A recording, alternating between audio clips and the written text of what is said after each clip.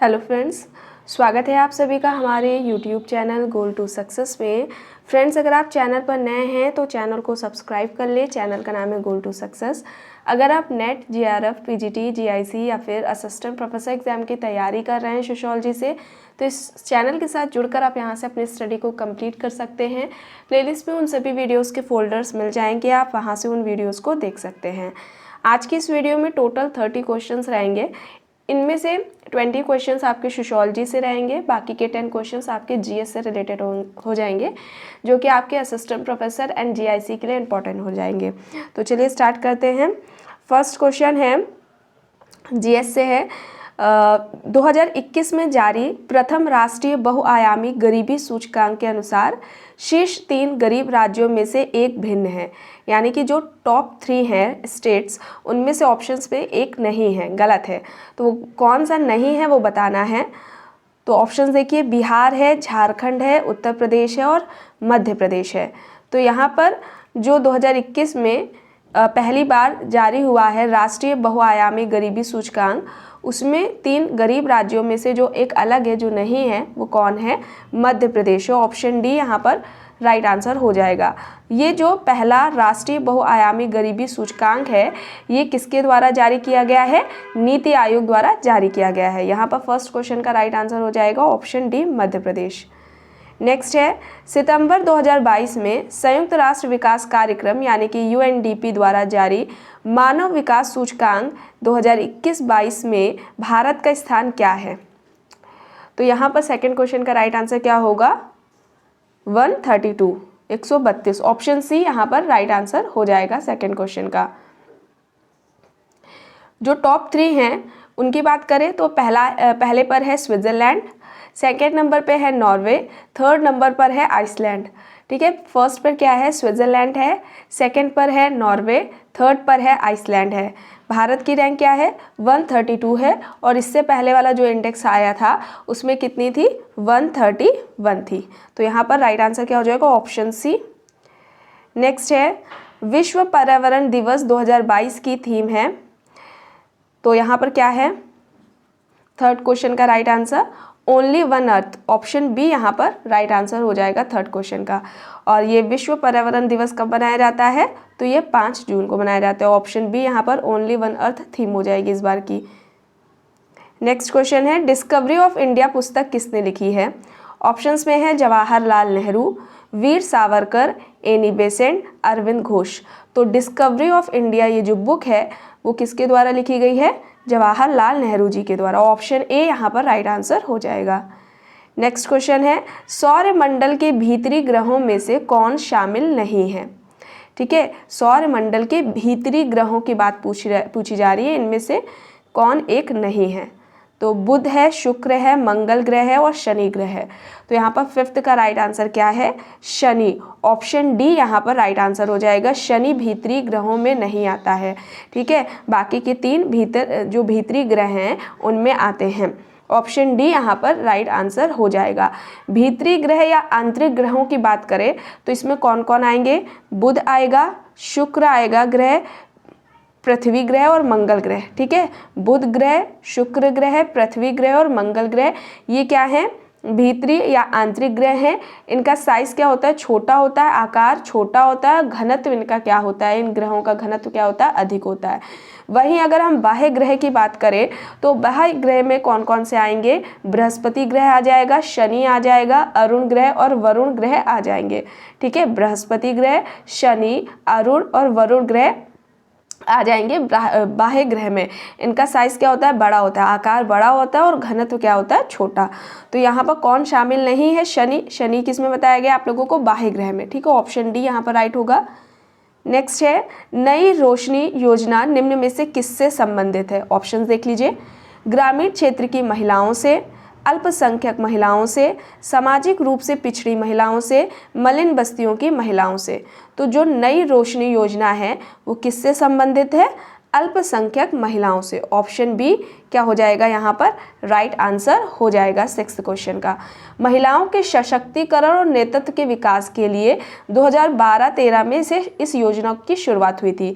ठीक है, यह जो योजना है नई रोशनी योजना, वो NGO, सिविल सोसाइटी, ठीक है, और सरकारी जो संस्थान हैं, जितनी भी सरकारी संस्थाएं हैं, उनके सहयोग से पूरे देश भर में चलाई जा रही है। और अगर इसके उद्देश्यों की बात करें तो अल्पसंख्यक महिलाओं को क्या करना है, सशक्त करना है, और उनका जो आत्मविश्वास है उसका, उनमें आत्मविश्वास का संचार करना है। योजना का अगर कार्यान्वयन की पूछी जाती है कि इसके द्वारा इसको जारी किया गया या चलाया जा रहा है, तो अल्पसंख्यक कार्य मंत्रालय भारत सरकार द्वारा है। ठीक है, अल्पसंख्यक कार्य मंत्रालय के द्वारा इस योजना को जो चलाया जा रहा है। ऑप्शन बी यहाँ पर राइट आंसर हो जाएगा। नेक्स्ट है, कोई विधेयक धन विधेयक है या नहीं, अंतिम तौर पर निश्चित करने के लिए कौन सक्षम होता है। ऑप्शंस देखिए, ऑप्शन ए है लोकसभा अध्यक्ष, ऑप्शन बी है वित्त मंत्री, ऑप्शन सी है राज्यसभा का सभापति, एंड ऑप्शन डी है भारत के राष्ट्रपति। तो कोई विधेयक धन विधेयक है या नहीं, अंतिम तौर पर निश्चित करने के लिए कौन, मतलब कि अंतिम तौर पर कौन निश्चित करता है, तो लोकसभा अध्यक्ष। ऑप्शन क्या हो जाएगा, ए यहाँ पर राइट आंसर हो जाएगा। ठीक है, कौन सा अनुच्छेद आर्टिकल आता है पूछा जाए तो 110 है। ठीक है, अनुच्छेद 110 के तहत कोई भी जो धन विधेयक से संबंधित बात की गई है, और जो धन विधेयक होता है उसके संबंध में लोकसभा अध्यक्ष का जो निर्णय होता है वो अंतिम होता है। ठीक है, कोई बिल जो विधेयक है वो धन विधेयक है नहीं, तो वो डिसाइड कौन करता है, लोकसभा अध्यक्ष करता है। आर्टिकल पूछा जाए तो 110 है। ठीक है, और उसका जो भी लोकसभा के अध्यक्ष का जो भी निर्णय होगा, उस निर्णय को किसी भी न्यायालय, संसद या फिर राष्ट्रपति के द्वारा चुनौती नहीं दी जा सकती। तो ये ध्यान रखिएगा। ठीक है, ऑप्शन ए यहाँ पर लोकसभा अध्यक्ष राइट हो जाएगा। नेक्स्ट है, कोई ये दोबारा हो गया, पराक्रम दिवस निम्न में से किस महत्वपूर्ण व्यक्ति के जन्म दिवस के उपलक्ष्य में मनाया जाता है। APJ अब्दुल कलाम, सुभाष चंद्र बोस, अटल बिहारी वाजपेयी या फिर इंदिरा गांधी। तो यहाँ पर 8th क्वेश्चन का राइट आंसर क्या हो जाएगा, 8th क्वेश्चन का राइट आंसर क्या हो जाएगा, सुभाष चंद्र बोस। ऑप्शन बी यहाँ पर क्या होगा, राइट आंसर हो जाएगा। केंद्रीय संस्कृति मंत्रालय ने सुभाष चंद्र बोस की जो जन्म दिवस है उनका, जो 23 कब होता है, 23 जनवरी को मनाया जाता है, उसको पराक्रम दिवस मनाने की क्या की थी, घोषणा की थी। ठीक है, ऑप्शन बी यहाँ पर राइट आंसर हो जाएगा। नेक्स्ट है, भारत में समुद्री यानी मरीन राष्ट्रीय पार्क कहाँ है। कच्छ की खाड़ी, सुंदरबन में, चिल्का झील में या फिर मन्नार की खाड़ी में। तो जो भारत में समुद्री राष्ट्रीय पार्क है वो कहाँ है, कच्छ की खाड़ी। ऑप्शन ए यहाँ पर राइट आंसर हो जाएगा। नेक्स्ट है, किसने कहा है कि कांग्रेस से भी पवित्र एक और वस्तु है और वह है भारतीयों की स्वतंत्रता। ठीक है, क्या है, भारतीयों की स्वतंत्रता है। ऑप्शंस में देखिए, किसने कहा है, लोकमान्य तिलक, चित्तरंजन दास, सुभाष चंद्र बोस, महात्मा गांधी। तो यहाँ पर राइट आंसर चित्तरंजन दास होगा। ऑप्शन बी यहाँ पर राइट आंसर हो जाएगा। इन्होंने क्या कहा कि कांग्रेस से भी पवित्र एक और वस्तु है और वह है भारतीयों की स्वतंत्रता। ऑप्शन बी यहाँ पर राइट आंसर हो जाएगा। अच्छा, इनको देश बंधु के नाम से भी जाना जाता है, चित्तरंजन दास को देश बंधु के नाम से भी जाना जाता है। तो ये आपको याद रखना है, ऑप्शन बी यहाँ पर राइट है। नेक्स्ट है, हमारी मानवीकरण की प्रक्रिया प्राथमिक समूह में ही होती है, किसका कहना है। ऑप्शंस में है Coser, Parsons, CH Cooley, Davis. तो यहाँ पर 11th का क्या होगा right answer, Parsons. Option B यहाँ पर राइट आंसर हो जाएगा।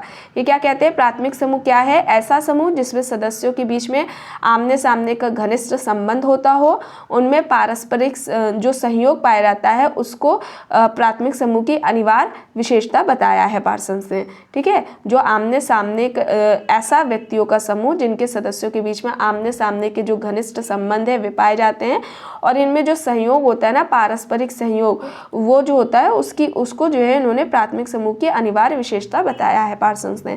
तो ऑप्शन बी यहाँ पर राइट होगा।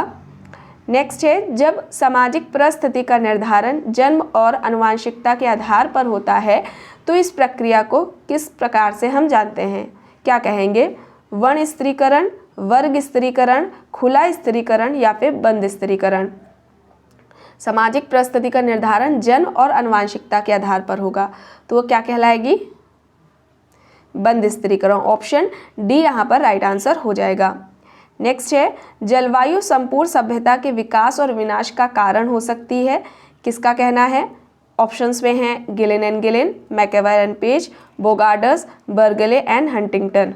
तो यहाँ पर क्या होगा? बर्गर एंड हंटिंगटन होगा। ऑप्शन डी यहाँ पर राइट आंसर हो जाएगा। ठीक है, इनका क्या कहना था कि जो जलवायु है, जलवायु में जो परिवर्तन होता है वह ही सभ्यता और संस्कृति के उत्थान और पतन का एकमात्र कारण है। तो ये ध्यान रखिएगा कि जलवायु में जो परिवर्तन है या जलवायु का जो परिवर्तन है वह ही सभ्यताओं और संस्कृतियों के उत्थान व पतन का एकमात्र कारण है। किसने कहा है? बर्गल एंड हंटिंगटन ने। ऑप्शन डी यहाँ पर राइट होगा। नेक्स्ट है, किसने कहा है कि सात्मीकरण आवश्यक रूप से एक सामाजिक समूह द्वारा दूसरे समूह के समस्त आदर्शों एवं संस्कृति को समाविष्ट करने तक सीमित नहीं है? जो सात्मीकरण है वह आवश्यक रूप से एक सामाजिक समूह द्वारा दूसरे समूह के समस्त आदर्शों एवं संस्कृति को समाविष्ट करने तक सीमित नहीं है। ऑप्शंस में हैं G Smith, Lewis Coser, George Simmel, R Park. तो यहाँ पर राइट आंसर क्या हो जाएगा? आर पार्क हो जाएगा। ऑप्शन डी यहाँ पर राइट आंसर हो जाएगा। नेक्स्ट है, क्रय की गई स्त्री के साथ विवाह करना क्या कहलाएगा? उसे हम क्या कहेंगे? दैव विवाह, आर्ष विवाह, असुर विवाह या फिर प्रजापत्य विवाह। तो यहाँ पर क्या कहलाएगा? क्रय की गई स्त्री के साथ विवाह जब होगा तो उसको क्या कहेंगे? असुर विवाह। ऑप्शन सी यहाँ पर राइट आंसर हो जाएगा। नेक्स्ट है, निम्न में से किस जनजाति में बहुपति विवाह का प्रचलन नहीं है? ठीक है, नहीं है पूछा गया है। ऑप्शंस में है टोडा जनजाति, कोटा जनजाति, नायर जनजाति और गोंड जनजाति। तो यहाँ पर राइट आंसर क्या है? गोंड जनजाति। वहाँ पर बहुपति विवाह देखने को नहीं मिलता है। बाकी की 3 जनजाति यानी कि टोडा, कोटा, नायर में ही बहुपति विवाह देखने को मिलेगा। और ये कहा जाए कि उत्तर पूर्वीय भारतीय जनजातियाँ जो हैं, जिनमें कि टोडा, कोटा, खस, ठीक है, केरल की तियान जनजाति, नीलगिरी पहाड़ी की टोडा हो जाएगी। ठीक है, दक्षिणी भारत की जो नायर जनजाति, इसमें जैसा कि बताया गया है मालाबार की एक कम्मल जनजाति होती है, वहाँ पर भी बहुपति विवाह देखने को मिलता है। ठीक है, तो गोंड जनजाति वहाँ पर बहुपति विवाह नहीं देखने को मिलता है। ऑप्शन डी यहाँ पर राइट होगा। नेक्स्ट है, जब उच्च जाति हिंदू चेतन या अचेतन रूप से जातीय हिंदुओं के व्यवहार प्रतिमानों को अपनाते हैं या अनुकरण करते हैं तो उसको हम क्या कहेंगे? संस्कृतिकरण, आधुनिकीकरण, जनतंत्रीकरण या फिर असंस्कृतिकरण। तो यहाँ पर क्या हो जाएगा राइट आंसर? असंस्कृतिकरण होगा। ऑप्शन डी यहाँ पर राइट आंसर हो जाएगा। नेक्स्ट है, वास्तविक तथा समान सामाजिक संरचना के बीच अंतर करना, जो अंतर है वो किसने किया है? ठीक है, वास्तविक और समान सामाजिक संरचना की बात हो रही है। ऑप्शंस में है नाडेल, दुर्खीम, मर्टन, रेडक्लिफ ब्राउन। तो यहाँ पर राइट आंसर क्या होगा? रेडक्लिफ ब्राउन होगा। वास्तविक और समान सामाजिक संरचना के बीच इन्होंने अंतर किया है ब्राउन ने। इनकी बुक क्या है इंपॉर्टेंट? एक the African system of kinship and marriage है। और ये क्या कहते हैं कि व्यक्तियों के बीच में जो पारस्परिक संबंध पाए जाते हैं, ठीक है, वे ही सामाजिक संरचना का निर्माण करते हैं, या व्यक्ति पारस्परिक सामाजिक संबंधों के द्वारा क्या है, एक दूसरे से बंधा हुआ है और ये ही संबंध आगे जाकर सामाजिक संरचना का निर्माण करते हैं। तो किसने कहा है? रेडक्लिफ ब्राउन ने। ऑप्शन डी यहाँ पर राइट होगा। नेक्स्ट है, किसने तनाव को पारिवारिक विघटन का प्रमुख कारण माना है? तनाव के बारे में बात हो रही है और इसे पारिवारिक विघटन का कारण माना है। ऑप्शंस में है Foster, Mowrer, Elliott and Merrill and Baker. तो यहाँ पर राइट आंसर क्या हो जाएगा? एलियट एंड मेरेल हो जाएगा। ऑप्शन सी यहाँ पर राइट आंसर हो जाएगा। नेक्स्ट है, केस अध्ययन पद्धति जो है उसको हम क्या कहेंगे? जैविकीय सूक्ष्मदर्शी, सामाजिक सूक्ष्मदर्शी, प्रकार्यात्मक सूक्ष्मदर्शी या फिर ऐतिहासिक सूक्ष्मदर्शी। तो जो केस स्टडी मेथड है उसको हम क्या कहेंगे? सामाजिक सूक्ष्मदर्शी। ऑप्शन बी यहाँ पर राइट आंसर हो जाएगा।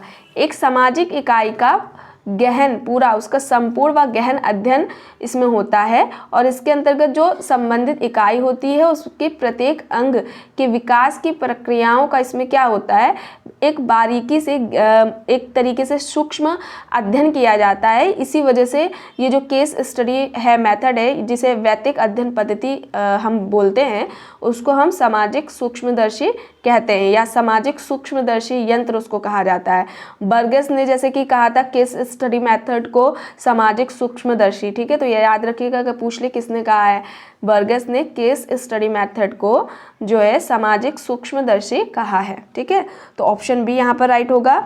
नेक्स्ट है डेहरनड्रॉफ के अनुसार उत्तर पूंजीवादी समाज की जो विशेषता है वो बतानी है, कौन सी है?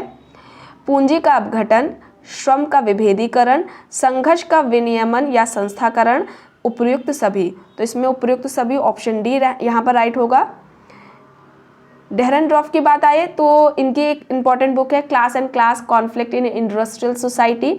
श्रमिक वर्ग के भी 3 प्रकार बताते हैं, एक बताते हैं कुशल श्रमिक, दूसरा अर्धकुशल श्रमिक और तीसरा अकुशल श्रमिक, ठीक है। श्रमिक वर्ग के भी प्रकार बताते हैं, पहला बताते हैं कुशल श्रमिक, दूसरा अर्धकुशल श्रमिक, तीसरा अकुशल श्रमिक, ठीक है।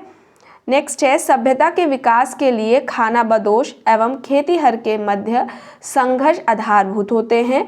इस मान्यता पर आधारित समाज के संघर्ष के एक सिद्धांत को विकसित किया है ऑस्कर लेविस ने, इब्न खाल्दून ने, साइमन या फिर हस्कोविट्स ने। सभ्यता के विकास के लिए खानाबदोश और खेतीहर के बीच संघर्ष आधारभूत है और इस मान्यता पर आधारित समाज में संघर्ष का सिद्धांत है उसको किसने दिया है? इब्न खाल्दून ने। ऑप्शन बी यहाँ पर राइट होगा। नेक्स्ट है किसने समाजशास्त्र के अपराध एवं विसमानता को समाज के प्रकार्यात्मक एकीकरण के लिए सकारात्मक भूमिका अदा करने में देखा है? मर्टन है ऑप्शंस में, कोहेन है, दुर्खीम है और वेबर है। समाजशास्त्र के अपराध और विसमानता को समाज के प्रकार्यात्मक एकीकरण के लिए सकारात्मक भूमिका वह अदा करता है उसके रूप में बात की है, तो एमाइल दुर्खीम में इन्होंने। ऑप्शन सी यहाँ पर राइट होगा। नेक्स्ट है अपने स्वाभाविक आवास से स्थानांतरित होना प्रवास कहलाता है, ऐसा किसने कहा है? ऑप्शंस में है Kingsley Davis, way Smith, David Heer and Robbins. तो यहाँ पर राइट आंसर क्या हो जाएगा? डेविड हीर। ऑप्शन सी यहाँ पर राइट आंसर हो जाएगा।